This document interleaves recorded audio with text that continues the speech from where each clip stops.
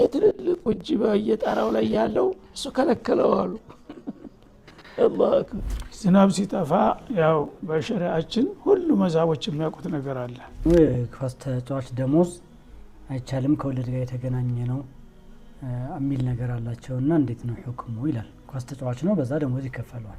እርግጠኛ ጮኛዬ ናት ብሎ ካመነበት በኋላ ማየት ይችላል ማለት ነው። ለመተዋወቅ ነው ለመዝናናት ነው እያሉ ቀስ በቀስ ያው የፍቅር ቃል እንለዋወጣሉ። ስሜታቸው መቆጣጠር ያቀታቸዋል፣ ስተት ላይ ይወድቃሉ ማለት ነው። ሶላት በአማኞች ላይ በጊዜ የተመደበ ግዴታ ናት ይላል።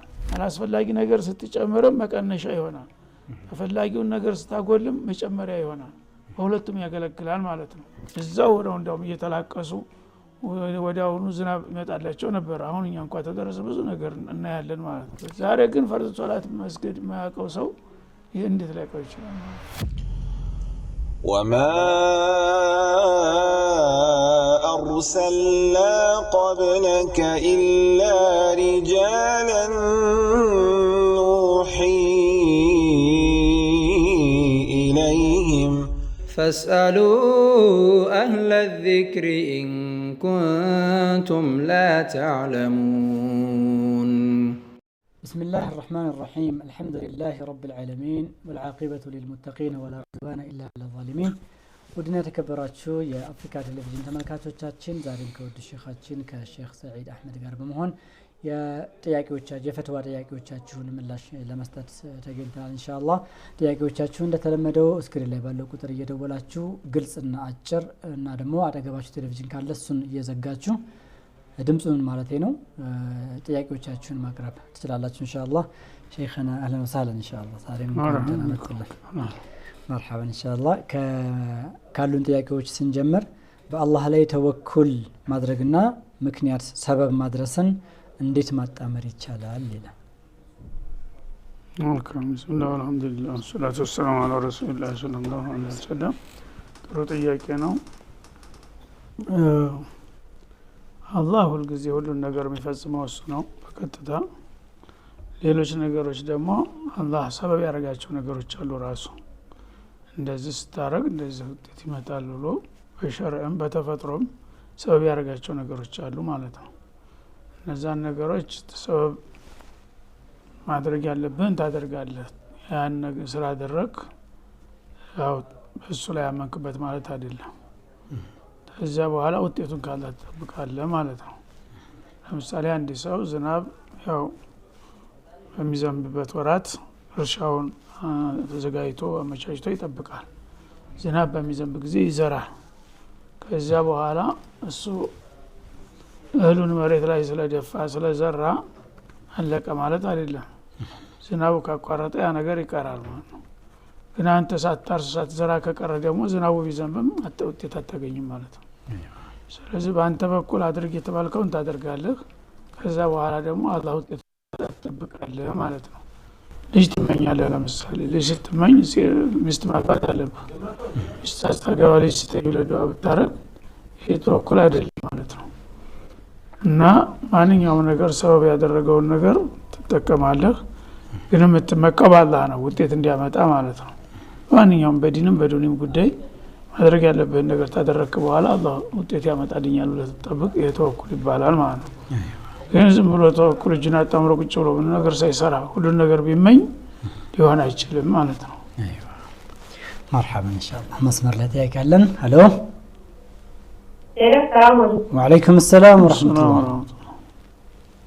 شيخ የልጆች የምርቃት ፔጆቹም ነው እሺ ፔጆች ምርቃት ለነሱ እንዲህ ሬት ምናምን መደረግ አይችልም። አይዋ አላህ አሁን ጊዜ ያመጣው ፋሽን ነው ይሄ። አዲስ ጊዜ ነው ይሄ። ብዙ ጊዜ ያው አንድ ነገር ይከሰታል። ከዛ በኋላ ሙስሊሞች ያን ነገር ዝም ብለው ከዲኑ ጋር ያለውን ግንኙነት ሳያው በዘፈቀድ ይቀጥሉበታል ማለት ነው እንጂ ይሄ አግባብ አይደለም። ምክንያቱም እየቆየ ይሄ ነገር ውጤቱ ወደ ቢድዓነት መቀየሩ አይቀርም ማለት ነው። እና መጀመሪያ አካባቢ ሰዎች ያው በሌሎቹ ነው የተጀመረው። ሌሎቹ ሲያረጉ ሙስሊም ያልሆኑ ሲያረጉ ሲያው ተማናንሽ በጎረቤት ልጆችም ያንን ሲያው ለኛ ማድረጉልን ይላሉ። ከዛ አኳያ ተነስቶ ነው የተጀመረው ማለት ነው። ሁሉም ቢድዓ እንደዚህ ነው የሚጀመረው። እና መጀመሪያ ለምሳሌ መውሊድ ሲጀመር በቃ ነብዩን የሚወድ ሰው በጣም ጥሩ ሰው ምናምን ተብሎ እንዳውም ልዩ ክብር የሚሰጠውበት ጊዜ ነበረ። ያ ነገር ግን እሱም ቢሆን እንዲህ አይነት ነገር መዘዝ ያመጣል ብሎ አይጠብቅም። ለጊዜው ያለውን ስሜት ያለውን አክብሮት ለመግለጥ ያደርገዋል። ያ ነገር ግን መሰነ ሱነተን ሰይአተን ፈአላ ወዝሩሃ ወዝሩ መን አሚለ ቢሃ ሚለው ውስጥ ይገባል ማለት ነው። ምክንያቱም አንድ ነገር መጀመሪያ ሙስሊም እንደ ሙስሊምነቱ አንድ ነገር ሊሰራ ሲፈልግ ከዲኑ ጋር ምንድነው ግንኙነቱ ያ ነገር የሚለውን ጥያቄ ማንሳት አለበት መጀመሪያ። ወይም ሌላ ሲሰራም ካየ ይሄ ነገር ሙስሊሞች ልንሰራው እንችላለን ብሎ መጀመሪያ ከዲኑ ጋር ማመሳከር አለበት። ከዲኑ ጋር ተቀባይነት ያለው ከሆነ በቃ ችግር የለውም። ከሌለው ግን ያ ነገር ሌሎች ስለሰሩት ተብሎ አይባል። ሌሎቹ ካፊሮች ሊሆኑ ይችላሉ፣ ወይም ደግሞ ዲን የሌላቸው ሰዎች ሊሆኑ ይችላሉ። እነሱ ለሰሩት ብቻ ተከትሎ መስራት አግባብ አይደለም ማለት ነው። ምክንያቱም ሚዛን አስቀምጧል አላህ። ያ አላህ Subhanahu Wa Ta'ala ሐላሉን ሐራሙን ኸይሩን ሸሩን ግልጽ አድርጎ አስቀምጧል። ያና ማ ነህይቱኩም አንሁ ፈንተሁ ወማ አመርቱኩም ቢፈቱ ቢሂ ማስተጣቱ። የከለከልኳችሁን ነገር ሙሉ በሙሉ ተከልከሉ፣ ያዘዝኳችሁን ነገር የቻላችሁትን ስሩ ብለዋል። ይህ አጠቃላይ መመሪያ ነው ማለት ነው። በዛ መሰረት ነው ማየት ያለብን ነው። ስለዚህ አሁን ይሄ መጀመሪያ ሲጀመር ያው ቤተሰብ ልጆችም ያለቅሳሉ ጓደኛ ሲያረጋዩትን። ሴቶች ደግሞ ብዙ ጊዜ ያው ስሜታዊ ናቸው፣ ልጆቻቸውን የሚያስቀይም ነገር አይፈልጉም። ያ ነገር ይጀመራል። እያደገ እየጨመረ ሲሄድ ግን ነገ ይሄንን ያላደረገ ሰው ትክክለኛ አይደለም ወደሚለው ይመጣል ማለት ነው። እና ይሄ ጊዜ አዲስ መጤ ነገር ነው ከዲኑ አኳያ። ሌላ በዲን የታዘዘውን አቂቃ የሚያደርጉ ሰዎች ይሄን ያደርጋሉ። ልጅ በሚወለድ ጊዜ በሰባተኛው ቀን አርዳችሁ ቤተሰብ ጠርታችሁ ልጅ ስም አውጡለት ራሱን ላጩት ምናምን የሚለው ብዙ አያውቁም፣ አይሰራበትም። ይቺ ነገር ስትሆን ግን በቃ የማ እንዴት አድርጎ ይቀራል ነው የሚባለው ማለት ነው። ስለዚህ ስሜታዊ መሆን የለብንም። ሙስሊም እስከሆነ ድረስ በዲናችን የታዘዝነውን ሰርተን አልጨረስንም፣ ያልታዘዝነውን መጨመር አይገባንም ማለት ነው። ሸመሪያ የታዘዝነው ምን ያህል ሰርተናል ነው። በፈርድ ደረጃ ሶላቱ ላይ እንኳን ወለም ዘለም የሚለው ማይረባ ነገር ላይ ግን ሙቸገኛለ ይላል። ስለዚህ መጀመሪያ ሲጀመር እኛም የሁለት ዓመት 3 ዓመት ነው ይሄ ነገር አሁን እየተዘባረቀ የመጣው ማለት ነው። አይታወቀው ነበር። ምን ለልጆቹ ሞራል መስጠት ያን እንትን ለብሰው በሚታዩ ጊዜ ለወደፊት ዶክተር ሆናለሁ ምናምን የሚል ስሜት እንዲረዘራበት ተብሎ ነው። ማንኛውም ቢድዓ ምክንያት አለው ሲነሳ ማለት ነው። ጥሩ ነው ተብሎ ነው የሚነሳው። ከዛ በኋላ ግን እየቀጠለ ሲሄድ ሌላ መዘዝ ያመጣል ማለት ነው። مرحبا ان شاء الله. الو الو مرحبا ጥያቄ ተቋርጧል። ለዘመዶች ምህረትን መለመንና ዱዓ ማድረግ ዝምድናን ከመቀጠል ተግባር ውስጥ ይካተታል ወይ? አዎ ይካተታል። ምክንያቱም አላህ Subhanahu Wa Ta'ala የወላጆችን ሀቅ በሚናገርበት ጊዜ ወቁል ረቢ ረሐምሁማ ከማ ረበያኒ ሰጊራ፣ በህፃንነት የተንከባከቡ እንዲያሳደጉኝ በርህራሄ አንተ ደግሞ ውለታቸውን ያልዘቀውምና ምህረትና ርህራሄ አድርግላቸው ብላችሁ ዱዓ አድርጉ ብሎ ራሱ በቁርአን አስተምሯል ማለት ነው። ስለዚህ እነሱን የሚጠቅም ነገር ሁሉ ማንኛውም ነገር ኢህሳን ነው። ያ ኢህሳን እስከሆነ ድረስ ደግሞ አጅር መገኘቱ አይቀርም ማለት ነው። አይዋ مرحبا። ሌላኛው ዝናብ ሲጠፋ ምንድነው መደረግ ያለበት? የተለየ የዱዓ አይነት አለ ወይ ይላል። ማሻአላህ ይጠፋል ወሎ አሁን የወቅታዊ ጥያቄ ነው፣ በጣም አስፈላጊ ነው። ዝናብ ሲጠፋ ያው በሸሪዓችን ሁሉ መዛቦች የሚያውቁት ነገር አለ። ሻፊዒያም ይሁን ሐነፊያ ማሊኪያም ይሁን ሐንበሊያ ሁሉም ይስማሙበት። ተዛም በላይ ደግሞ ነብዩ ያዘዙት በቃልም በተግባርም ያረጋገጡት መፍትሄ አለ። ዝናብ በሚጠፋ ጊዜ እስቲስቃ የሚባል ነገር አለ። እስቲስቃ ማለት በአደባባይ ነው ወጥቶ እንደ ኢድ የሚሰገደው የህብረት ስግደት አለ። 2 ረካዓ ነው። እዛ ላይ ትልቅ ሰፊ ዱዓ ይደረጋል ማለት ነው። እንዳውም የወትሮ ደጋጎቹ ሰዎች ገና ሶላት ሲጀምሩ ዝናብ ወዲያው ይመጣላቸው ነበር።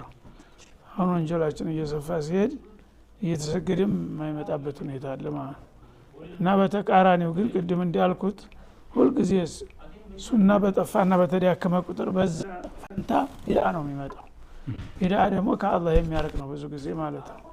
በአሁኑ ጊዜ ትልልቅ ሰዎች ዶሬ ሄደን ዘይር ነው የሚባለው ዝናብ ሲጠፋ ዶሬ የሞቱ ሰዎች ዘንድ ሄደን ያ ሁሉም የያዘውን ሀዲያውን ከብቱን ፍየልም የሌለ እንጨት የሚይዘ ጉዝጓዝ ናቶ ላይ ይባላል ስንት ወረዳ ህዝብ አንዴ ሆ ብሎ ይሄዳል ዶሬ እዛ ዶሬ ሄደው ሲላቀስ ይውላል ማለት ሶላቱ ማይሰግደው ሁሉ ቃልቻ ተብዬዎችም ብዙዎቹ ያን ነገር እንዳውም እንዳጋጣሚ መጠቀሚያ ያደርጉታል ማለት ነው እንግዲህ የሚያቀሩት ኪታብ እንኳን ረስተውና ትተው በቃ ያቺ ነገር ቁርስ ይዛ ስለምትመጣ እንደዛ ማድረግ አለባቸው ዶሬው መምጣት አለባቸው ብለው አልቻ የሚባሉ ጭምሮች ያስተባብራሉ ማለት ነው የሚያቆጥን ኪታብ ጭራሽ ክደውት ማለት ነው እና እስቲስቃ ነው መሆን ያለበት ነው እስቲስቃ ለዚህ የተመደበ ዱዓ አለ اللهم اسقنا غيثا مغيثا የሚል ረዘም ያለ ዱዓ አለ اللهم اجعلنا ولا تجعلنا من القانطين اللهم غيثا مغيثا غدقا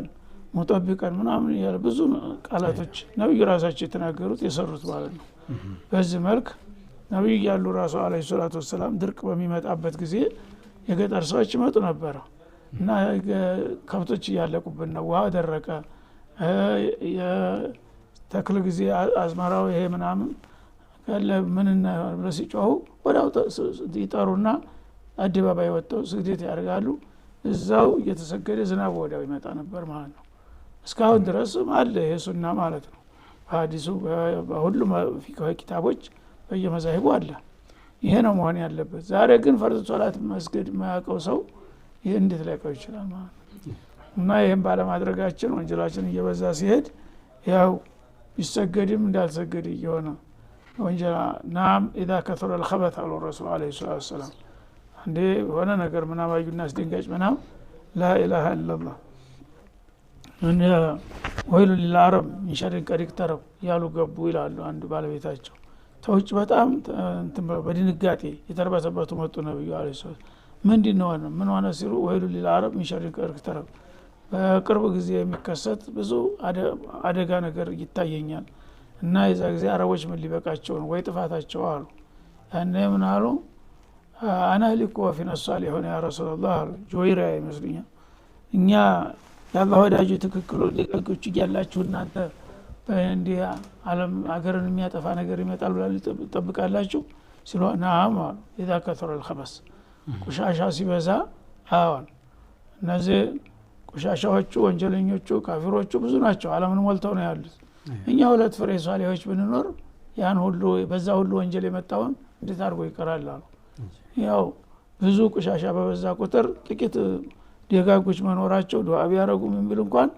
ይጨፈለቃል ማለት ነው እነዛኞቹ ወንጀል በጣም ከባድ ስለሚሆን ለነዛ የመጣው ደግሞ ጥሩዎችን ማብሮ ይጠርጋል የዱንያ በላ አይለይም እንደሚባለው ማለት ነው ስለዚህ መሆን ያለበት አሁንም እስቲስቃ የሚባል ነገር ልዩ ስግደት አለ ሁለት ረካዓ ነው ያ ረካዓ እንዳው በረጅም ነው የሚቀራው እዛው እንደውም እየተላቀሱ ወዲያውኑ ዝናብ ይመጣላቸው ነበር አሁን እኛ እንኳን ተደረሰ ብዙ ነገር እናያለን ማለት ነው አሁን ግን ወንጀላችን እየበዛ ሲሄድ እንደ ቁጥራችን የሰው ቁጥር በጨመረ ቁጥር ወንጀለኛው እየበዛ ነው ያለው ካፊሩ እየበዛ ነው ያለው ያ ሁሉ የሚጠራው በላ አንድ ሰው ከላከላለ ቢል አይችልም የሆነ አንድ ወቅት ሼኽ ኢብኑ ባዝ በነበሩበት ጊዜ አላህ ይርሐማቸውና ለዚህ ዝናብ ጠፋና እስቲስቃ አስገዱ ብሎ ይታወጃል በመንግስት ደረጃ ሳዑዲ ሲታወጅ ወዳው መምለካ በሙሉ አገሪቱ በሙሉ ዳር አስተዳር ነው የሚሰገደው ማለት ነው ያ በሚሰገድበት ጊዜ ቀደም ሲል ያው ልክ እስቲስቃ ተሰገደ ወዳው ነው የሚወርደው አሁን ዋላ ላይ ያ ተሰግዶ ሳይጥል ይቀራል ደሞ በሳምንት ይሰገዳል ሳይጥል ይቀራል ደሞ ይሰገዳል ሳይጥል ይቀራል ያኔ አንዱ መጣና ጥያቄ ያቀረበ ለሼኽዮ ማለት ሼኽ ኑርባስ እና ወትሮኮ ወዳው እናንተ ሁሉ በላችሁበት ዝናብ ወዳው እንዳው እየሰገደ እዛው ሜዳ ላይ ይመጣብን ነበር ቢያንስ በሁለተኛ ቀን በሶስተኛ ቀን ይዘንብ ነበር አሁን ጭራሽ ጠፋኩ እየተሰገደ እና እናንተ ያላችሁ እንዴት እንደዚህ ሆነ ብሎ ጠየቀ ያ ጊዜ የሚገርም ነው የሰጡት መልስ አሁን ይኸውልህ ዲሽ በመጣበት ወቅት ነው ዲሽ ለመጀመሪያ ጊዜ መጥቶ ሲያተለቀልቀው አረቦች አው ገንዘብ አላቸው ሁሉንም እየገጠመ ሁሉንም ያፈዋሂሹን ሰከራሙ ምኑን አፉን ከፍቶ በቃ ያንን ነው እንደ ፋሽን አድርጎ እንትን የሚለው ሁሉም ይራኮታል ያንን አይቶ እንደገና ደግሞ ወጣ ብሎ ተጥቢቅ ማድረግ ይፈልጋል ያንን በሚያደርግበት ጊዜ ነበርና ይሄ ጥያቄ መጣው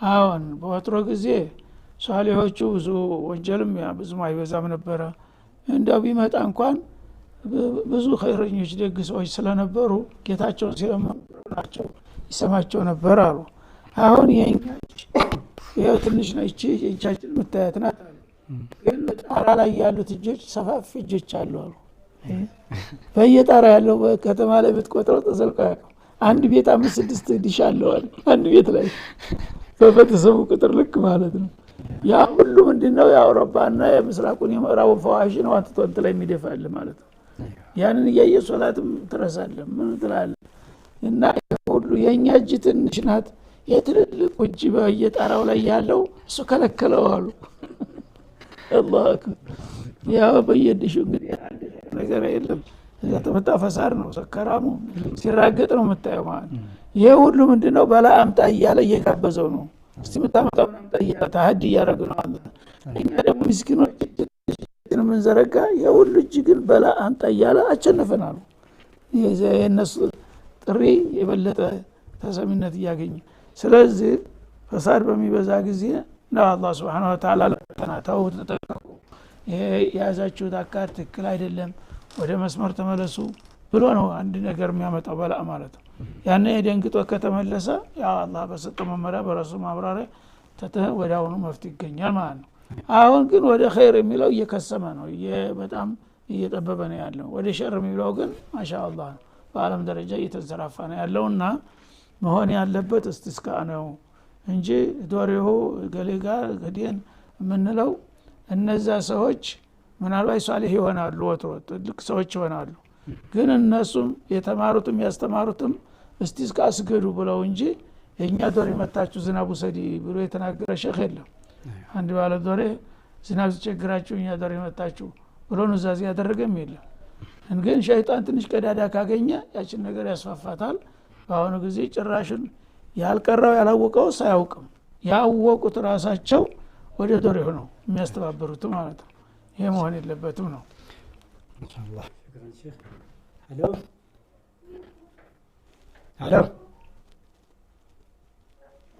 ሄሎ مرحبا طيب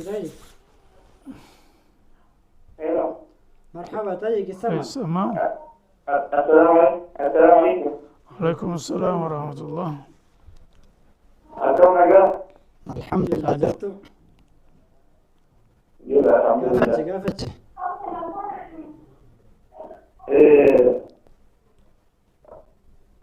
يا رمضان يوسف ناتي ماشي आपकी कहीं वो या रमजान की संभावना ये अगर दोस्तों में से अगर مالي रमजान आते और आंधी वो मूल बच्चे वालों कज़ान यानी ये किरतामी नबर कुना आंसोंको रमजान इधर दिन हमारे यहाँ था वाला ماشي ስራ ነው ስራ ገብቶ ነው ስራ ገብቶ ነው ክርስቲያን ቤት አዎ እሺ ከዛስ ከዛ ለወጣ ለዚህ አዳራሽ ላይ ደግሞ ረመዳን ጊዜ ሳይሆን ረመዳን ወጥቶ በቃ ወደ ሰላተኛ ውስጥ ቶቢ ጨርሶ ማለት ነው ለዚህ ግን ታሰቡ ወደ አራት ነው ማለት ነው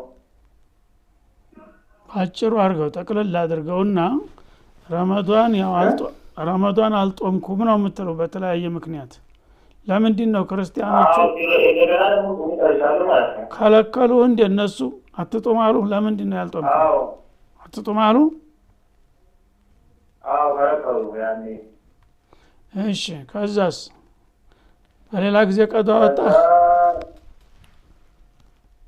ከዛም ለወጣ ረመዳን አለቀ ረመዳን አለቀ በኋላ ደግሞ እንግዲህ አራት ላይ ደግሞ ጾም ጨረሱ ማለት ነው ቀዷውን ጡማ ጨረስክ አዎ ጾም ጨርሻለሁ ይላል ነበር ግን ጨርሻለሁ ማለት ነው ቀዷውን ያው ተጦምክ ምንም ችግር የለም አመቱ ተማለፉ በፊት ነው ከአመት በፊት ጡመህ የጨረስከው?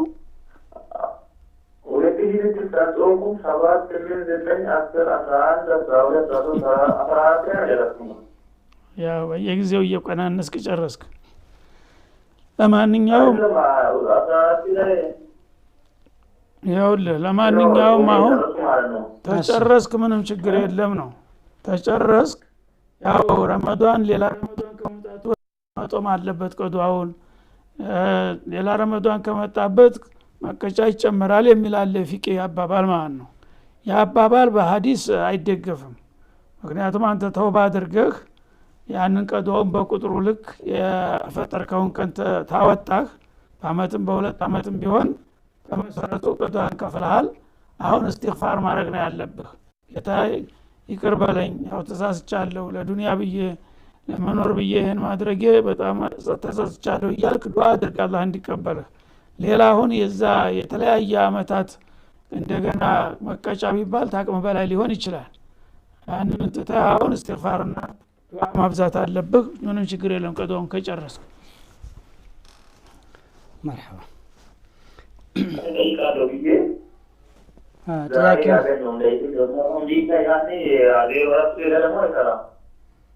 አሁን ጥያቄው ተመለሰልህ?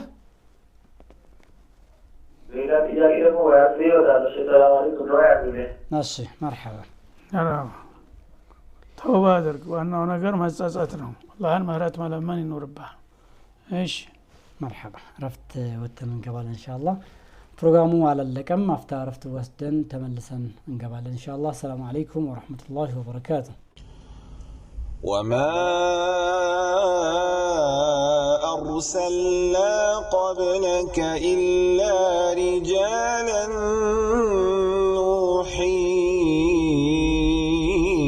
إليهم فاسألوا أهل الذكر إن كنتم لا تعلمون ከረፍታችን ተመልሰን ገብተናል። ውድና የተከበራችሁ ተመልካቾቻችን እንደተለመደው እየደወላችሁ ጥያቄዎቻችሁን ማድረስ ትችላላችሁ ኢንሻአላህ። ከቆምንበት ስንቀጥል ሼህ አንድ ሰው ሊያገባት ለሚፈልጋት ሴት ከዚህ በፊት መስመር ላይ ገብተዋል። ሄሎ መርሐባ ወአለይኩም ሰላም ወራህመቱላህ። ያው አንድ ጥያቄ ነበር ሼህ አላህ ታስይዝ አሚን አሚን። እሺ አንድ ጓደኛዬ አስተጋሽ ነውና አንዳንድ ሰዎች ወይም ሰዎች ደግሞ የሚቀበሉ ደሞዝም አስተጋሽ መሆኑን ሐራም ነው። እንዲሁም ደግሞ አስተጋሽ የሚቀበሉ ገንዘብ ከወለድ የመጣ ነው የተባሉ ምንድን አይዋ አሁን የሚጠይቀው ጓደኛዬ ኳስ ተጫዋች ነው እና አንዳንድ ኡስታዞች ደግሞ ኳስ ተጫዋች ደሞዝ አይቻልም ከወለድ ጋር የተገናኘ ነው የሚል ነገር አላቸውና እንዴት ነው ሁክሙ ይላል። ኳስ ተጫዋች ነው በዛ ደሞዝ ይከፈለዋል። ማን ነው የሚከፈለው? ድርጅት ነው ድርጅት ነው ማለት ነው። ድርጅት ሪባ ጋር የተገናኘ ነው የሚለው ይላሉ ነው። እሱ በቀጥታ እርግጠኛ ሆኖ ሳይሆን ይላሉ ነው የሚለው። አዎ እርግጠኛ ያው ምንጩ የወለድ መሆኑ ከተረጋገጠ በማንኛውም መልኩ ያው ወለድ መጠቀም የለበትም ሙስሊሙ ማለት ነው። ያ ገንዘብ ከወለድ ነው የሚመጣው ማለቱ ተተረጋገጠ ይላሉ በሚለው አይሆንም። ምናልባት ያው ላይሆን ይችላል እና መጀመሪያ አረጋግጡ። አንድ ነገር በመሰለኝ ሁክም አይሰጥም። አረጋግጡና ያ ከወለድ ነው ምንጩ የሚመጣው ከወለድ ቦታ ነው ማለት ከተረጋገጠ አሁን ክልክል ነው። ፈዘኑ ቢሐርብ ምን አላህ ወረሱሉ ይብላል። ሪባ በጣም ምን አክበር الكبائر ከሚባሉት ወንጀሎች አንዱ ነው ማለት ነው። እና ወለድ ነው ማለቱ ከተረጋገጠ ያው ክልክል ነው ወደሚለው ይከዳል ማለት ነው። ግን ምናልባት በሚለው ከሆነ እስከሚረጋገጥ ባልተረጋገጠ ነገር ሐራም ነው ብሎ መወሰን አይቻልም። መጀመሪያ አረጋግጡ ከዛ ጋር መያያዙን ማለት ነው። መርሐባ ሌላ ጥያቄ አለ? ተቋርጧል ስልኩም። አንድ ሰው ሊያገባት ለሚፈልጋት ሴት ወላጆቿ ቢያውቁም ኒካህ ሳይታሰር አብሯት በመኪና መውጣት ወደ ምግብ ቤት መሄድ ይችላል ወይ ነው? ያ ማየት ተፈቅዶለታል። እርግጠኛ ጮኛዬ ናት ብሎ ካመነበት በኋላ ማየት ይችላል ማለት ነው። ሲያይ ደግሞ በግል መሆን የለበትም ወይ በቤተሰቦቿ መካከል ወይም ደግሞ ከሱ ቤተሰቦች ጋር ምናምን ሆና ታዛቢ ባለበት አለበለዚያ መኪና ውስጥ የብቻቸውን የሚሄዱ ከሆነ እዛ ምግብ ቤትም የብቻቸው ክፍል ሊኖር ይችላል እንደዛ ከሆነ لا يخلون رجل بامرأة إلا كان الشيطان ثالثهما ይላል አንድ ወንድ ሴት ጋራ ሌላ ታዛቢ በሌለበት ቦታ ገለልተኛ ቦታ ላይ አይገኙም ሶስተኛ ቀጣሪው ሸይጣን ቢሆን እንጂ ይላል ራሳቸው መቆጣጠር አይችሉም ስለዚህ መኪና ውስጥ ምን ሊደፍራት ይችላል ታዛቢ ከሌለ ማለት ነው እዛም ደግሞ ክፍል ይሰጧቸው ይችላሉ እና ይሄ ወደ ወንጀል የሚስብህን ነገር ሁልጊዜ ተርቀት ነው መከላከል ያለብህ ማለት ነው ያ ለመተዋወቅ ነው ለመዝናናት ነው እያሉ ቀስ በቀስ ያው የፍቅር ቃል እንለዋወጣሉ ስሜታቸው መቆጣጠር ያቀታቸዋል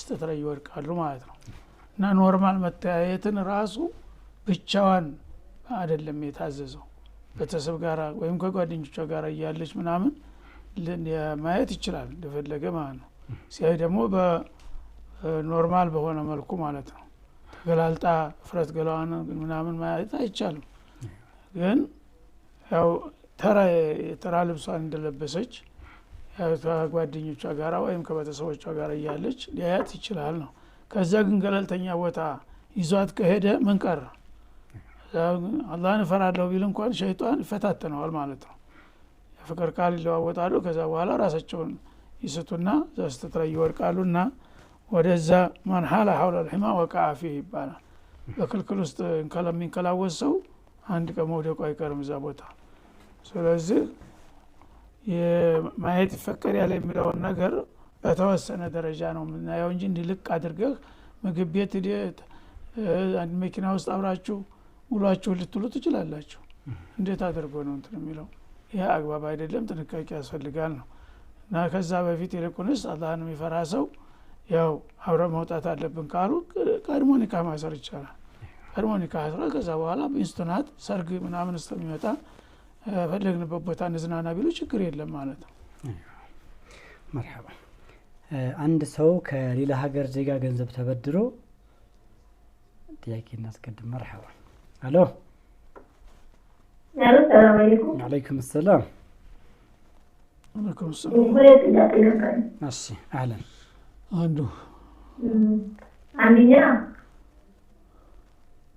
አንደኛ ጥያቄ ሰላት በተደጋጋሚ ቀዳ ነበር ምክንያቱም ለምን ቀዳ ይሆናል እና ቀዳው ወጣቱ አልገባኝም ዙር ላይ የሚወጣው ወይ በማንኛውም ሰዓት ቀዳ ማውጣት ይችላል ቀዳ ለምን ሆነብሽ ያሉ ነው ለምን ቀዳ ታረጋለሽ መጀመሪያ ነው አጋጣሚ የሚሰራ ቦታ ለምን ትገዛኝ ካቶችን ለሉ በቦታና አይፈቅዱልኝ የሆነ ነገር አንተ ረብሽኛል ሙሽኪላ ነው ይሄ ችግር ነው በጣም ሶላት አላህ Subhanahu Wa Ta'ala ያዘዘው መስገዱን ብቻ ሳይሆን ጊዜውን ማክበር ጋር አያይዞ ነው ያዘዘው እነ ሶላተ ካነት አለሙና ኪታብ መቁታ ሶላት በአማኞች ላይ በጊዜ የተመደበ ግዴታ ናት ይላል ተግዴታ ተጊዜው ውጭ ከሆነ ሶላቱ ራሱ ትክክለኛ ግዴታሽን አልተወጣሽም ማለት ነው አላህ ዙህር ስገጂ ካለሽ የዙህር ሰዓት ታውቋል የአሱር ሶላት የመግሪብ የኢሻ የፈጅር ሶላት ያንዳንዱ አላህ መድቦ አስቀምጦታል እዛ ታዘዘው ቦታ ላይ ሲሰገር ነው አላህ ዘንድ ተቀባይነት የሚኖረው ከዛ ውጭ አላህ ያዘዘን ቦታ ላይ ተተን በሆነ ምክንያት አላህ ባላዘዘው ወቅት ብንሰግደው ድካም ነው የሚሆነው እንጂ አላህ በዚህ ሰዓት እኮ ነው ስገድ ያልኩህ ለምንድነው ይሄን ሰዓት ተባለላ ሰዓት የሰገድከው ይባል አይ ስራ ላይ ስለሆንኩኝ ወይ ሰዎቹ ስለማይፈቅዱልኝ የሚለው መልስ አላህ ዘንድ ተቀባይነት የለውም ስራ ፈት ብቻ ነው እንደ ስገድ ያልኩት ስራችሁን ትታችሁ ለኔ ብላችሁ ስገዱ እኮ ነው ያልኩት ለምንድነው የዱንያ ስራ ደግሞ ታኺራ ስራ አበለጣችሁ እንዴ ወይም ደግሞ ከጥላቶች ከኔ ጥላቶችን ፈራችሁ እንዴ ካፊሮቹ እንዳይታዘቧችሁ እንዳይቆጣችሁ ወይ ደግሞ ወዝ እንዳይቆርጡባችሁ እንዳያባርሯችሁ ብላችሁ ነው እኔ እስከ ጀነት አላባርራችሁ ጀሃነም አትዳረጉ የሚለው ነገር ይመጣል ማለት ነው ስለዚህ ትክክል ነገሮች ለኛ ነገር እንደ ምክንያት ምን ቆጥራቸው አላህ ዘንዳ በተለይ ሶላት ላይ ቀላል ነገር አይደለም ሶላት ላይ በጣም ጥንቃቄ ማድረግ አለብን ማለት ነው እና እዛ አካባቢ ሙስሊሞች ካላችሁ ተመካክራችሁ በስርዓቱ መብታችሁን ለማስከበር መሞከር አለባችሁ ካልሆነ ደግሞ ይህን እድሜ ልክሽን ዝም ብለሽ መቀጠል የለብሽም ሌላ አማራጭ አላህ ነው የፈጠረሽ ሌላ ርዝቅም ሊሰጥሽ ይችላል አንተ ፈራሽ ሌላ ስራ መፈለግ ያን ነገር የማይፈቅዱ ከሆነ ለዘለቄታው እና ለሆድሽ ብለሽ አኺራሽን ጀነትን ማጣት የለብሽም እና ይሄ ምክንያት አይደለም አላህ ሶላትን ስገዱ ያለን እሱ በመደበው ሰዓት እንጂ እኛ በመረጥነው ሰዓት አይደለም በፈልጋችሁ ጊዜ ስገዱ ሲመቻችሁ ስገዱ አላለም በመደብኩት ሰዓት ስገዱ ነው ያለው ያ ሰዓት እሱ ያዘዘው ሰዓት ላይ ካልተሰገደ ቢሰገድ እንኳን እንዳልተሰገደ ነው የሚሆነው ማለት ነው እና ይሄንን አውቀን ጥንቃቄ እናድርግ እህቴ ሁለተኛው ጥያቄ ረመዳን ላይ ዘካተ ፈጥር ይሰጣትን ታምሜ ነበር ልክ የጾም ነገድ ይፈታትን በጣም ታምሜ ሆስፒታል ነበርኩ ማለት ነው ከዛ የሆነች ልጅ ዱቄት ገዛልቼ አስቀምጬ ለምስኪን ልሰጥ ራይድ ከፍልልሻለሁ ለይሰጥ ልጃተ ቀረው ማለት ነው እንዲትወስድ ከዛ ሆስፒታል ነበር ያደርኩት እሷ ደግሞ ዘካተ ፈጥር መታ ልወሰደችም እና በዛው አደረ እና ከቆንጆ በኋላ ለሰው ሰጠውና እንዴት ይታያል ድጋሚ ከፋራ መክፈል ይኖርብኛል የሚል ነበር ሰጠሽ በኋላ ያንን ሰደቀተል ፊጥሩን እሱ ለሌላ ሰው ሰጠው በማለቱ ማለት ነው ችግር የለውም አንቺ በኒያሽ ወስነሽ አስቀምጠሻል አይደል ስለዚህ ያው መጥቶ ባለመውሰዱ ብቻ ነው የተጓደለው አንቺ ደግሞ ታመሽ ሄደሻል ተቁላ መስጠቷትም ነው ታቅም በላይ የሆነ ችግር ሲያጋጥም አላህ ምክንያቱን ይቀበላል ማለት ነው ስለዚህ ሰተሻል ምንም ችግር የለም መድገም አያስፈልግም ኢንሻአላህ ቀደም የጀመረው ጥያቄ አንድ ሰው ከሌላ ሀገር ዜጋ ገንዘብ ተበድሮ አበዳሪው ቢሞትና ወራሾቹን ማግኘት ባይችል እዳውን ምን ማድረግ አለበት ይላል ምናልባት ይመጣሉ የሱ ዘመዶች የሆኑ የሚል ተስፋ ካለ መጠበቅ ይቻላል ማለት ነው ካልሆነ ግን ያው አንተ ያ የምከፍልበት ሰዓት ተወስኖ ከሆነ ያ ሰዓት አሳልፈ ከሆነ ሰውየው እያለ ሰዓት ከፍል ወንጀል ይኖርብሃል ማለት ነው ለምን በወቅቱ ብሰጠው ይሄ ችግር አይመጣም ነበርና አጉላልተ ከሆነ ግን ጊዜው ታይመደብ ወይም ደግሞ ቀጠሮ ሳይደርስ ከሆነ የሞተው አንተ ያጠፋው ነገር የለም ለመስጠት ዝግጁ ነበርክ ስለዚህ ሰውየው በሞትና አድራሻ በመጥፋቱ ምክንያት ነው የቀረው ያ ከሆነ ለሚስኪን ሰደቃ ልሰጥለት ይችላል አስበህ ያንን ነገር ለሚስኪን በሱ ስም ለዛ ሰውዬ ይድረስለት ብለህ ሰደቃ ትሰጣለህ አጅሩ በአላህ ዘንድ ይደርሰዋል ማለት ነው ሌላም ይቻል ነገር ስለሌለ ቤተሰቦቹም ይታወቁ ማድራሻው ታውቆ ምናልባት ወደፊት ይገኛል የሚል ተስፋ ካለ ማፈላለግን መቀጠል ትችላለህ በተገኘ ጊዜ ትሰጣለህ ለወራሽ ማይገኝ ከሆነ ግን ያማራጩ ለሚስኪን መስጠት ነው ለሚስኪን ትሰጣለህ አጅሩ ይደርሰዋል ማለት ነው ለሟቹ مرحبا ሌላኛው ጥያቄ በመስመራችን ላይ ያለን አፎን ሄሎ مرحبا عليكم السلام وعليكم السلام ورحمة الله وبركاته السلام ورحمة الله ماشي እኔ በወለድኩ ሰዓት ለልጅ እያሉ ጓደኞች ምናምን ስጦታ ብር ይሰጡኛል ማለት ነው ያንን ብር አጠራቅሜ ማጥፋት አልፈለግኩምና እኔ ሀገር ውስጥ አልነበርኩም ከዛ ግን ምንም ማድረግ አልቻልኩም ዝም ብሎ ተረደግ ፈልጌ ነበር እና የክሳስር እህሌን ሳማክራት እያገር ነበረ ለመዳበሪያ ወይም ለዘር ማውጫ ሰጣቸውና ብሩን ከዛ በአመቱ ብሩንና አንድ ያኔ ተዋሽ በኩንታል እህል ይሰጡሻል ምናምን አለች ማለት ነው በሰዓቱ ሰጥቷ ጠይቄ ነበር ሀራም ከሆነ ብዬ ግን ከመሬት ወጣ ከሆነ ችግር የለም ምናምን ብለው ነበር አሁን ላይ ግን ይተስ ይሄ ሀራም ነው ወለድ ነው ምናምን አሉ ግን የምሰጣቸው ማለት የአንድ በሬ ዋጋ ሰጣቸውና ያንን ማዳበሪያ ዘር ምናምን ያወጡበትና በአመቱ ወይ 3 ኩንታል ወይ 4 ኩንታል እህልና ብሩን ሰጡናል ሐራም ነው ሐላል ነው ብሩን ይገዛሽበትም ሙሉውን ብር ነው የሚሰጡሽ የገዛ የሰጣቸው ሙሉውን ብር እንደገና ይሄ ትርፍ ነው ማለት ሙሉን ብርና እህል ይሰጡኛል ማለት ነው በአመቱ። ወለድ አገድ የሚባለው አሰራር ያ አሰራር ትንሽ አስቸጋሪ ነው። መጀመሪያ አንቺ ሰተሻቸው ብሩን እንዲመልሱ የሚለው ተቀባይነት የለውም በሸሪዓ። ብር ያው ብድር ነው። ብድር ባቻ ነው የሚመለሰው። ያንኑ ቁጥር ነው እንጂ በትርፍ ማምጣት አይቻልም። ሌላም ደግሞ ማጀረ መስላሃተን ፈሆሪበን የሚላለ ለአንድ ወገን ተጨማሪ ጥቅም የሚሰጥ ሌላ ወገን ሳይጠቀም ግብይት ላይ ክልክል ነው። ስለዚህ አንቺ ብድር በምታበድር ጊዜ ቀጥታ በእህሉ ነው መደራደር ያለብሽ። እህሉን ጨመር አድርገው እንዲሰጡ በሚያዋጣሽ መልክ ማለት ነው። አሁን የመዳበሪያውን ገንዘቡን ይሄን ያህል እሰጣችኋለሁኝ በመህር ይሄን ያህል እህል ትሰጡኛላችሁ በሚል ብቻ ነው የሚፈቀደው ማለት ነው። እህሉ ከፍ ሊል ዝቅ ሊል ይችላል። ምክንያቱም ብርና እህል የተለያዩ ናቸው። ግን ይሄኛው ብር ሰተሽ ብሩን መልሰው እንደገና ተጨማሪ ሌላ እዳ እየከፈሉ ነው ማለት ነው። ስለዚህ አንቺ ዋጋውን ጨመር ማድረግ ትችላለሽ የቻልሽውን ያህል እና እኔ ብሩን በብር መልሱልኝ አላችሁ። ብሩን ሰጥቻቸዋለሁ ተበድራችሁታል፣ ግን በዛ በመህር ዋጋ ነው የሚታሰበው። በመህር በሚገኘው ዋጋ አንቺ የሰጠሽው ብር ይታሰብና ይሰጡሻል። ያንን አንቺ እህሉን ብዙም ይሁን ጥቂትም ይሁን እህሉ የምትቀበይ ችግር የለውም ማለት ነው። ብሩ ግን መመለስ የለበትም። ምክንያቱም ያ በብር ተተካ ሪባ ስለሚሆን ማለት ነው። ብሩን ሳታካትት እህሉን ብቻ ለምሳሌ ያው 10 ሺህ ብር ሰጣ ከሆነ 10 ሺህ ብር በመህር የሚገዛውን እህል ይታወቃል ማለት ነው። በመህር ሰዓት ረከስ ይላል ገበሬዎች ዘንዳ። ያንን 12 የሚያወጣ ብላ ልትወስደው ትችላለች። አጠቃላይ እህሉ ላይ ተከራከሪ። እህል ይሄን ያህል ኩንታል ትሰጡኛላችሁ፣ ይሄን ያህል ሺህ ብር ይዛ ሰጣችኋለሁኝ ያለ ያ ኩንታሉ እህሉ ሲመጣ ሲሸጥ እንዲያተርፍ አድርጋ ነው የምትከራከረው ማለት ነው። ያው በኖርማል የሚገዛ ከሆነ እሷ ምንም ጥቅም አታገኝበትም። ግን በመህር የሚገኘው ከመህር አለፍ ብሎ 2-3 ወር ካለፈ በኋላ ገንዘቡ እህሉ ይጨምራል ዋጋው። ስለዚህ በመህር ይረክሳል። በርካሹ ሰዓት ይሄን ያህል እህል ትሰጡኛላችሁ፣ ይሄን ያህል ኪሎ ብላ ትተወራለች። መህር ላይ እነሱም አይጎዳቸው፣ መህር ስለሆነ ርካሽ ነው። እህሉን ይሰጧታል።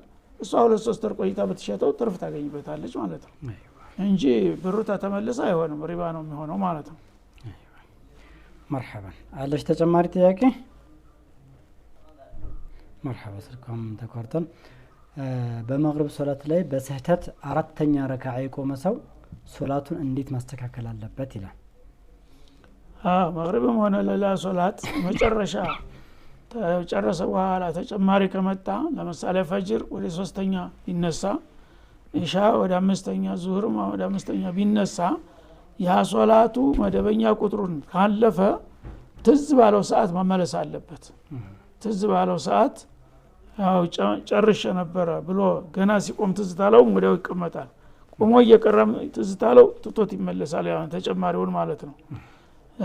እስከ መጨረሻው ትዝ ሳይለው ከቀረ መጨረሻ ላይ አተህያ ላይ ሊያስታውስ ይችላል። ያ ከሆነ ሰይደተ ሰው ብቻ ነው ማድረግ ያለበት። የእርሳታ ሱጁድ ያደርጋል። የእርሳታ ሱጁድ አላስፈላጊ ነገር ስትጨምርም መቀነሻ ይሆናል፣ ተፈላጊውን ነገር ስታጎልም መጨመሪያ ይሆናል። በሁለቱም ያገለግላል ማለት ነው። እና የእርሳታ ሱጁድ መጠገኛ ሁለት ሱጁድ ያደርጋል። ግን መጨረሻ ላይ ከሆነ በማንኛውም ሰዓት መመለስ ይችላል። አንዴ አልፍ ያለው አንዴ መዛቦች አሉ።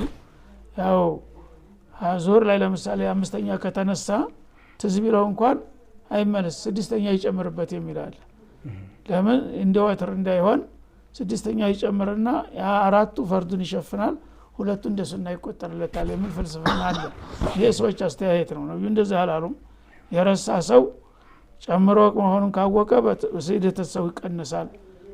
አጉሎ ከሆነ ደግሞ ዋጅቡን በዛ በጎደለው ሰይዳው ይጨምረዋል ነው የተባለው። ስለዚህ መሀል ላይ የረሳ ሰው ያው መመለስ የሚችል ከሆነ ወዲያው ይመለሳል፣ ካልቻለ ይቀጥላል ማለት ነው። መሀል ላይ ከሆነ መጨረሻ ላይ ግን ሞልቷል ሶላቱ። ሞላቱ በማንኛውም ሰዓት መመለስ ይችላል። ገና እንደቆመም ይሁን አንድ ረካዓም ደግሞ ጨምሮ ቢሆን ትዝ ካለው ወደ ተመልሶ ተህያ አርጎ ሰይድ ተሰው አርጎ ማሰላመት ነው ያለበት ማለት ነው። መርሐባ። ሌላኛው ጥያቄ አንድ ባል የጁምዓ ሶላት ብቻ የሚሰግድ ከሆነ አዲስ ያገባችው ሚስቱ ምንድነው ማድረግ ያለባት ይላል። ያው እንግዲህ የሷ አቋም ይጠይቃል። ይሄ መጀመሪያ ይሰግዳል ብላ ሳታውቅ ነው የገባችው ማለት ነው። ስለዚህ ሶላት ጁምዓ ብቻ ስለሰገደ ሙስሊምነቱ አይረጋገጥለትም። ይሄ ሰውዬ ሙስሊምነቱ ካልተረጋገጠ ደግሞ አውቆ ከሆነ የሚተው በተለይ ይሄ ሙስሊም ሌላ ሙስሊም ያልሆነችን ሴት እንደማግባት ነው የሚሆነው ማለት ነው። ሙስሊም ያልሆነ ሰውዬ እና ተርከ ሶላት ከባድ ነው። من ترك الصلاة متعمدا فقد كفر የሚል ሐዲስ አለ في مسند احمد ማለት ነው። እና በሪአት ምን ذمة الله የሚልም አለ ማለት ከአላህ ጋር ያለው ግንኙነት ተቋርጧል ሶላት አውቆ የሚያሳልፍ ሰው ማለት ነው። ስለዚህ አንቺ መጀመሪያ ያወቅሽ ከሆነ አንቺም ስተተኛ ነሽ ሶላት አስተካክሎ ማይሰግድ ሰው ማግባት አልነበረብሽም። ሳታቂ ከሆነ ግን ይሰግዳል መስሎሽ ከሆነ አሁን መደራደር አለብሽ።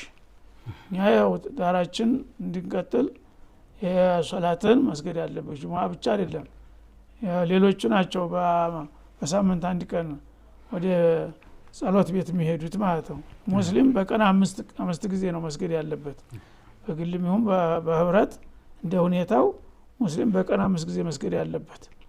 አሁን አንተ በጁምዓ ብቻ እንደ ሙስሊም ነኝ የምትል ከሆነ ይሄ ትክክል አይደለም። እኔ ደግሞ በዚህ መልክ መቀጠል አልችልም። አንተ ለራስህ ነው ለኔ ብለህ ሳይሆን ኢማንህን ማጠናከር አለብህ። ከዛሬ አላወቅም ከሆነ ማወቅ አለብህ። መስገድ ያለብን በየቀኑ ብለሽ መከሪው አስመክሪው በሰው ማለት ነው። ከዛ በኋላ ያው ምርጫው የራሳችሁ ነው። እሱም ያው ከሶላት ከመሰግድ አንቺ በፈታ ይሻላል የሚል ከሆነ ያው ነው። አንቺም ደግሞ ያው ትዳሬን ከማጣስ ባይሰግድ ምን አገባኝ የምትይ ከሆነ ምርጫው ያንቺ ነው ማለት ነው። ግን በተለይ ሶላት የማይሰግድ መሆኑ ከታወቀ አንድ ሰው ባልና ሚስት ሆኖ መኖር የለበትም ነው። የመጨረሻ ጥያቄ የምናስተናግደው ሼህ ቁርአን እየቀሩ ያለ በፕሮግራም ሰውየው ቁርአን እየቀራ ነው። ሌሎች ሰዎች ፕሮግራም ላይ ሆነው በነብዩ ላይ ሰለዋት ሲያወርዱ ቁርአንን አቋርጬ ሰለዋት ላውርድ ወይስ እንዴት ነው ማድረገው? ይላል። ይቻላል፣ ምን ችግር አለ? ሲሰማ ያው ወዲያውኑ ሰለላሁ ዐለይሂ ወሰለም ብሎ ይቀጥላል ማለት ነው። ምክንያቱም የኔን ስም እየሰማ ሰለዋት ያላለ ሰው ያው በኺል ነው፣ ንፉቅ ተንፉቆች ሁሉ የበለጠ በኺል ነው የሚል ሐዲስ አለ። ስለዚህ ቁርአን እየቀራ ከሆነ ችግር የለውም። ያ ኢባዳ ነው፣ ኢባዳ ነው፣ አይጣላም። በመሐከል አንድ ሰኮንድ ሰለላሁ ዐለይሂ ወሰለም ቢል ይቀጥል ይችላል። ايوه مرحبا ان شاء الله ዛሬ ፕሮግራም እዚህ ጋር እንቋጭ ሼኽና። ውድና ተከበራችሁ ተመልካቾቻችን አልፈተዋ ፕሮግራም የዛሬው ይሄንን ይመስል ነበር። ከቀሪ የአፍሪካ ቴሌቪዥን ፕሮግራሞች ጋር እንተዋችኋለን። ያው እንደሚታወቀው ሼኽ ምናልባት ትንሽ የሰከንድ ቆይት ብንል ጥያቄ መጨመር ካለብን እንጨምር። ትንሽ ቆይት ፈልገው ነው ሲስተም ኢንሻአላህ። የአላህ ስሞችን መቅራትና ማዘውተር በሸሪዓ እንዴት ይታያል ይላል። እንዴት የአላህ ስሞችን በተደጋጋሚ መቅራት ማዘውተር በሸሪዓ እንዴት ነው ይላል። አስማኡላህ አልሁስና ጥሩ ነው፣ ዚክር ነው ራሱ። የአላህን ስም ማወደስ በጣም ይወዳል። አላህ ዝክሩላህ ዚክረን ከቲራ ወሰቢሁ ቡክረተ ወአሲላ ይላል። እና በብዙ በስባት በብዛት ጌታን አውሱ፣ አስታውሱ፣ አወድሱ እና ጧት ማታ በተለይ ጧት ተንቅልፍ ስትነሳ ዚክር አብዛ፣ ማታ ልትተኛ ስትል ዚክር አብዛ። በሌላም ጊዜ ሁል ጊዜ ዚክር ባበዛ ቁጥር ደረጃ ከፍ ይላል አላህ ዘንዳ፣ አላህን አጅር ታገኛለህ። ሰበቀል ሙፈርዱን ሰበቀል ሙፈርዱን ሰበቀል ሙፈርዱን አሉ አንድ ቀን ተደጋጋሚ። እና ሙፈርዶች ተሁሉም ቀደሙ ሳይታሰባሉ ሙፈርዶች ተሁሉም ቀደሙ አንደኛ አለፉ አሉ ረሱል። እነማን ናቸው ሙፈርዶች የምትሏቸው? አዛኪሩን አላህ ከቲረን ወዛኪራት፣ ተወንድም ከሴትም አላህን በብዛት የሚያወሱ የሚያወድሱ የሆኑ ሰዎች ማለት ነው አሉ።